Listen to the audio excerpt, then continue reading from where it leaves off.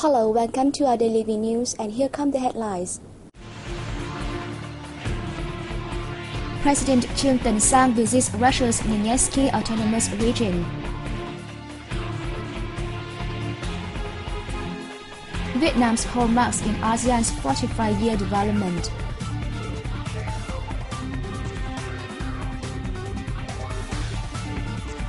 Korean language course helps Vietnamese brides better integrate into local society.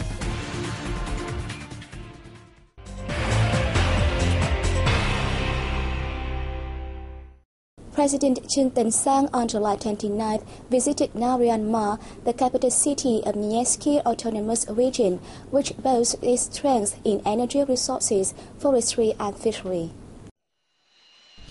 In his meeting with the region's leaders, Sang lauded the cooperation among Vietnamese localities and the Donetsk Autonomous Region, saying that this plays an important role in strengthening the Vietnam-Russia relations as built by the two countries' leaders and peoples for decades. He expressed gratitude to Donetsk and its leadership for assisting Vietnamese enterprises to do business in the region. He said he wishes that the Vietnamese and Russian localities will increase the exchange of delegations and have effective coordination plans to implement socio-economic programs, thus deepening the comprehensive strategic partnership agreed by the two sides' leaders. While in the region, Sang also visited Rasvietpetro, a Vietnam-Russia oil and gas joint venture. Since it was set up nearly 2 years ago, Rasvietpetro has exploited more than 1.5 million tons of oil per year, setting a new record in oil and gas exploration and production in the northern pole of Russia. July 28, 1995 marked an important milestone in Vietnam's regional and international integration when the country became the 7th member of ASEAN in a solemn admission ceremony in Brunei, the host country of ASEAN Foreign Ministers meeting in 1995.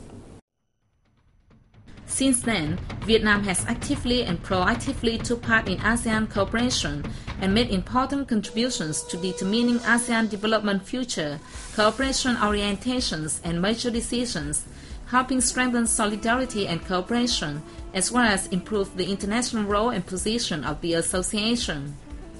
Right after joining ASEAN, Vietnam has actively accelerated the admission of Laos, Myanmar and Cambodia to the association, helping complete the idea on an ASEAN comprising all 10 Southeast Asian nations. Regarding Vietnam's contributions to create its imprint in ASEAN, Deputy Foreign Minister Phạm Quang Vinh stressed that over the past 17 years, Vietnam has actively, proactively and responsibly contributed to ASEAN's common goals, especially in 2010 when it played the role as ASEAN chair.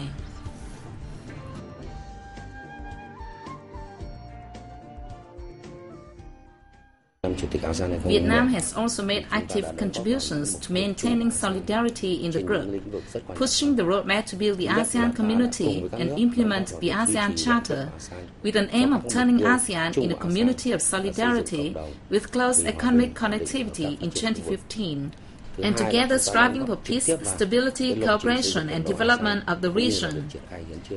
The countries have appreciated the great role of Vietnam in efforts to improve and deepen intra-bloc relations, as well as ties between ASEAN and its partners, in order to create the strength to deal with common challenges such as natural disasters, climate change and financial crisis.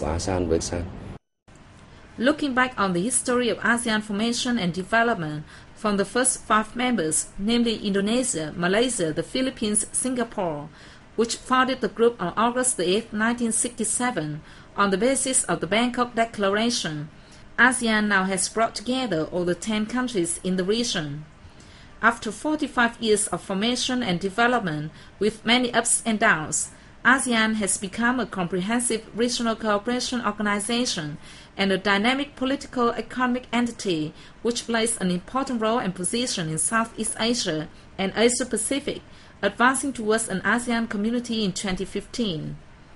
With its important geostrategic position in the region, plus open policies and great contributions, ASEAN has become an indispensable partner of big countries and centers in the world.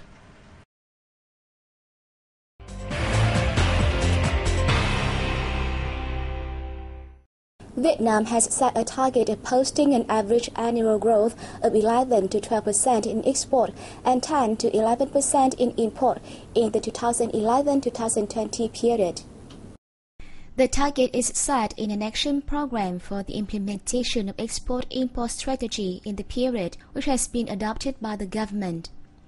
Under the general target of the program, the country's total export value in 2020 is expected to increase threefold compared to 2010, and the import growth is set to be lower than export growth.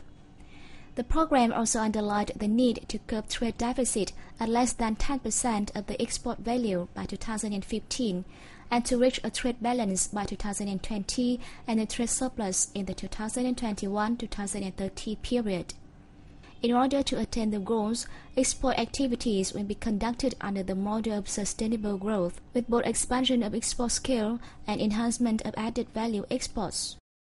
About 8 million people in Vietnam are infected with hepatitis B or C virus, according to the World Health Organization. The World Health Organization office in Vietnam released the statistics on July 28th, the second World Hepatitis Day. The organization says globally approximately 500 million people, or 1 in every 12, live with either hepatitis B or hepatitis C. Yet awareness of the infections and their risk factors remain very low. If left untreated or unmanaged, hepatitis B and C can lead to liver cancer or cirrhosis.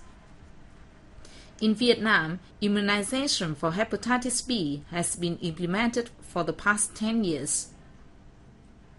In 2011, 55% of newborns received a dose of hepatitis B vaccinations at birth, and the coverage for the additional 3-dose vaccination reached 95%.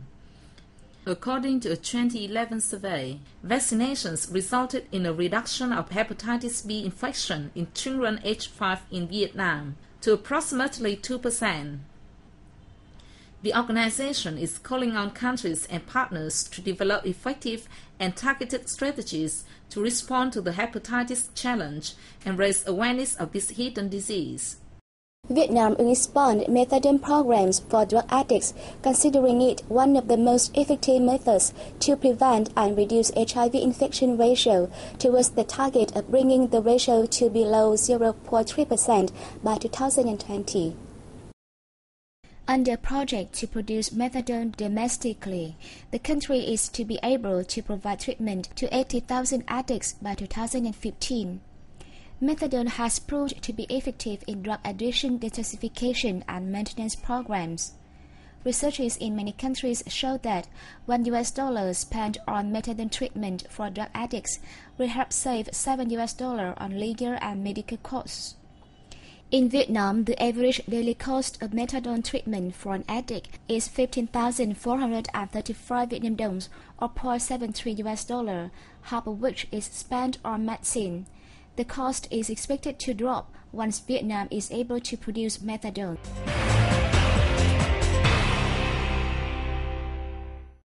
A training course on the Korean language and culture for Vietnamese brides opened in Seoul on July 29th. The course is expected to help the brides better integrate into the local society. Apart from language training, the course provides the Vietnamese brides with the opportunity to meet and share living experiences. The Vietnamese Association in the Republic of Korea said it considers the organization of the Korean language courses for Vietnamese brides its top priority in order to enable them to further integrate into the local society and contribute to the development of the relations between the two countries. This is the third course in the country. This course is organized under the support of Kum Ho Thai Company Limited and the U Yong Bu Foreign Workers Center. Joining in the course are teachers from both Vietnam and the Republic of Korea. And thank you for joining us. Goodbye for now and see you next time.